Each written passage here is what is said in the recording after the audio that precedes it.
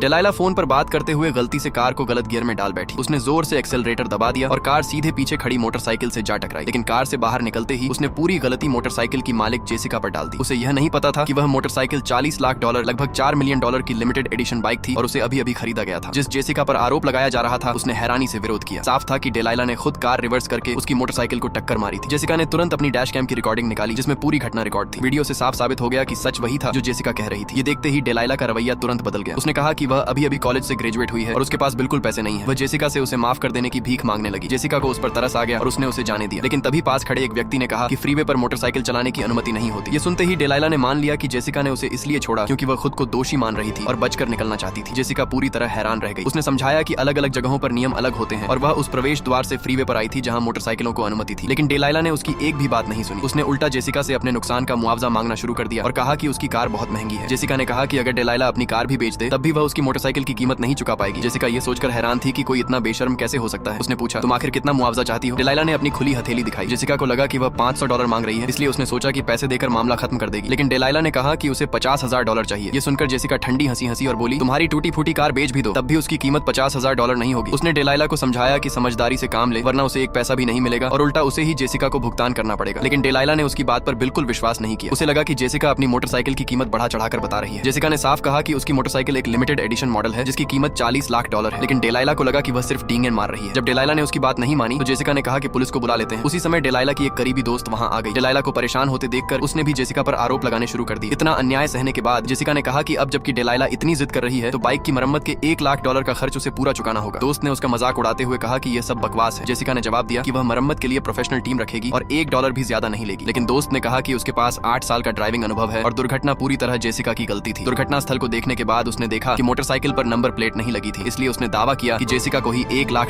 देने होंगे। जेसिका ने पूछा कि उसे यह आत्मविश्वास आखिर आया कहां से। दोस्त ने कहा कि बाइक साफ तौर पर मॉडिफाइड लग रही है। ट्रैफिक पुलिस इसे देख कर न तो कोई मुआवजा देगी बल्कि बाइक भी जब्त कर लेगी। जेसिका ने शांत होकर कहा कि उसके सभी दस्तावेज पूरी तरह वैध हैं। उसने सिर्फ अभी तक नंबर प्लेट नहीं लगाई थी। उसने साफ कहा कि अब वह सिर्फ पुलिस की बात मानेगी। जब दोस्त ने देखा कि जेसिका पीछे हटने वाली नहीं है तो उसने बाइक तोड़ने का सुझाव दिया। डेलाइला ने तुरंत एक ईंट उठाई और जेसिका की मोटरसाइकिल पर दे मारी। ये देखकर जेसिका ने और इंतजार नहीं किया और सीधे ट्रैफिक पुलिस को फोन कर दिया। दोस्त ने कहा कि जेसिका को इतनी आसानी से नहीं छोड़ना चाहिए। फिर उसने और डेलाइला ने बिना कुछ कहे दो ईंटें उठाई और मोटरसाइकिल को बुरी तरह तोड़ डाला। इस दौरान जेसिका ने चुपचाप अपना मोबाइल निकाला और उनकी सारी हरकतें रिकॉर्ड कर ली। कुछ ही देर बाद ट्रैफिक पुलिस मौके पर पहुंच गई। जेसिका ने तुरंत अपने सभी दस्तावेज पुलिस को दिखा दिए। जांच के बाद पुलिस ने पुष्टि की कि उसके सभी कागजात पूरी तरह वैध हैं। लेकिन मोटरसाइकिल की हालत देखकर अधिकारी भी हैरान रह गए। तभी डेलाइला ने खुद हाथ उठाकर कहा कि बाइक उसी ने तोड़ी है।